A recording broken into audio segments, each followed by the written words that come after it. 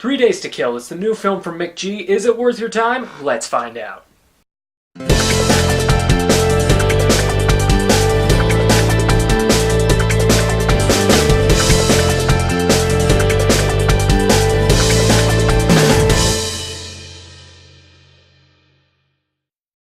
Hey everybody, welcome to the Captain Vitus Show, where I do the very difficult task of telling you whether a movie is worth your time or not, and if it deserves a spot in your movie collection. I'm Ashton Raymer, and I'll be your host. Today we're going to be talking about 3 Days to Kill, which comes out today on February 21st. Let's begin.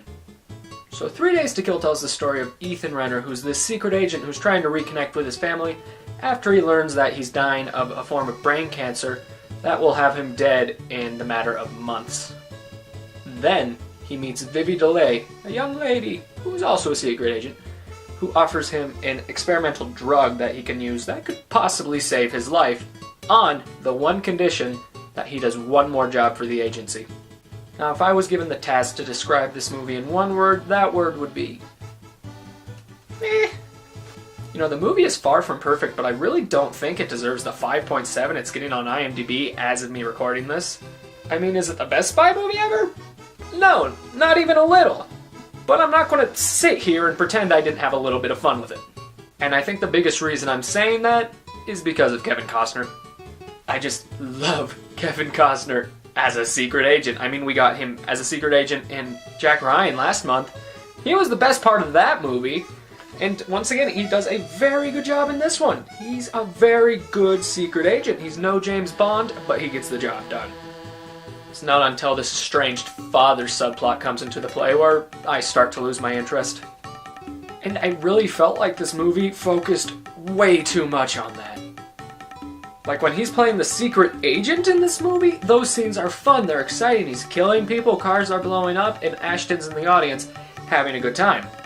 Then he goes home to his estranged family, and things get incredibly cliched and kinda silly. And that's not to say that people that are playing his family are doing a bad job. Especially Hailee Steinfeld, who plays Kevin Costner's daughter. I mean, she does a really good job. Given this is a woman who was nominated for an Oscar a few years back for True Grit, it's just, her character's boring and it's cliched. She does the best with what she's given.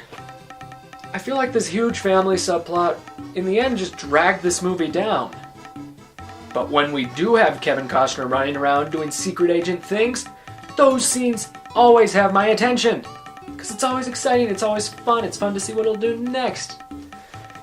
I don't want to see him go home and oh, I wonder what we're going to make for dinner tonight because my estranged family, I don't care. It's mean, but I don't. And let's be honest here, a big part of that anger comes from the fact whenever we're watching his family on screen, we are not watching Amber Heard. You know, when I saw the trailers for this movie, I didn't expect to like her in it at all, but she kind of turned out to be my favorite character, besides Kevin Costner, of course. She plays Vivi DeLay, the girl who's giving Kevin Costner these drugs, and also ultimately his boss. And while her performance, it's not noteworthy, you know, I'm not going to call the Academy up right now and go, hey, cancel the Oscars, we have a new winner. You know, no. But, like Hailee, she does the best with the character she's given. I mean, the character of Vivi DeLay is just seductive and commanding, and I'm a guy. Do you really expect me to go into this movie and not go, yeah, that was the best part? I just really wish they would have given her more screen time. I wish they would have given this entire spy plotline more screen time. I would have liked to see the two of them, Heard and Costner, together fighting. I may have not been paying attention, but I think she killed maybe 2 guys. She should have killed more. I just felt like she was incredibly underused in a movie that could have used improvement. 3 Days to Kill is a movie that can be, it's just very on and off with me. I've stated it 1,000 times. Scenes where we have spy stuff, interesting. Scenes where we have family stuff, not interesting. It's on and off. It's a flick of the light.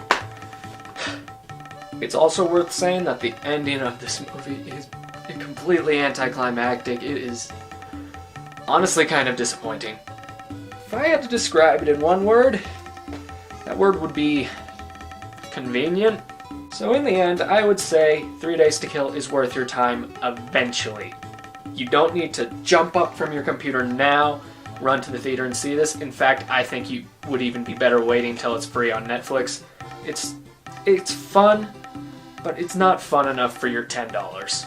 And as far as money's concerned, the only way 3 Days to Kill would get into my movie collection is if it was on sale for like $5. This movie is not worth adding at full retail price of like $20. 3 Days to Kill gets a C+ out of 10.